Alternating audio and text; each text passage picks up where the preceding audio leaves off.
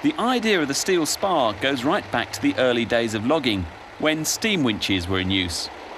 At that time, logs were dragged along the ground to railheads or landing stages. To give a bit of lift to the line, the cables would be run up a convenient tall tree and then out deep into the woods. Then someone came up with the idea of putting the spar on wheels. The Medill is one of 3 steel spars still working in the area around Cameron. The wire loop used to keep a shackle in place is called a Molly Hogan, in honour of a formidable and popular 19th century prostitute who plied her trade in the port of Vancouver.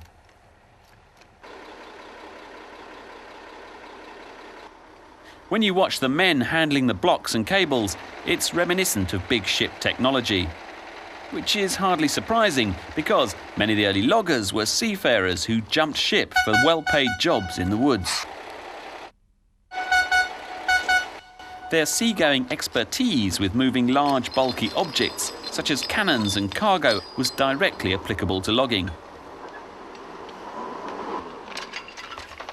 In fact, modern loggers still talk about blocks, lines and working in the rigging.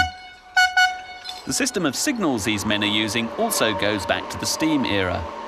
A woodland Morse code of long and short blasts to convey messages to the whole of the 5-man team. The butt rigging will travel at up to 40 miles an hour. It needs a decent turn of speed because the end block can be up to half a mile away.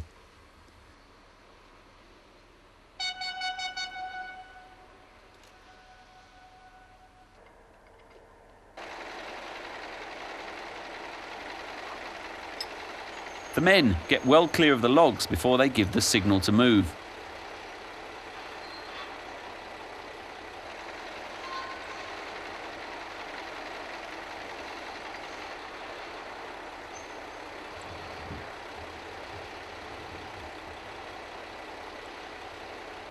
It's hard to predict exactly how the logs will behave.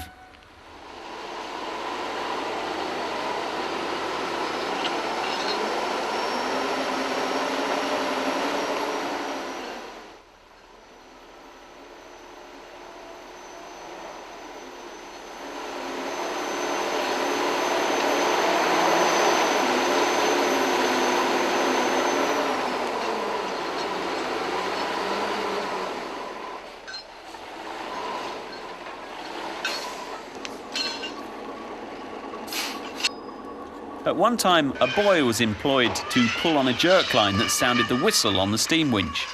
He was called the whistle punk.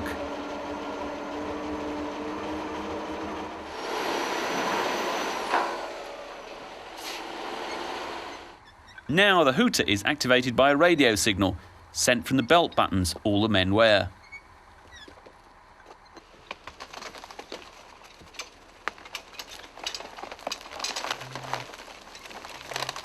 Once the team gets underway, it can more than keep up with the loader. Incidentally, loaders are always known as juicers, because they were the first hydraulically operated machines to appear in the woods.